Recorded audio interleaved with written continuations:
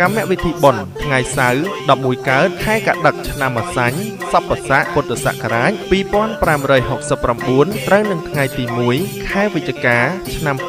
2025ម៉ោង 7:00 នាទីព្រឹកប្រគេនយគូដល់ព្រះសង្ឃ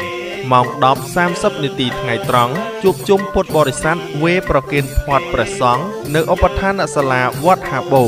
ម៉ោង 1:00 នាទីរសៀលទទួលបដិសណ្ឋារកិច្ចចំពោះភ្ញៀវកិត្តិយសជិតឆ្ងាយដែលអញ្ជើញមកដល់វត្តហាបូភូមិហាបូ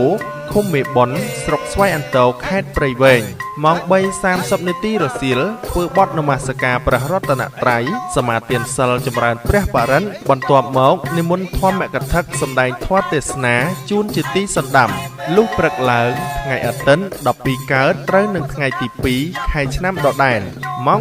7:00 នាទីព្រឹកប្រគេនយគូដល់ព្រះសង្ឃម៉ោង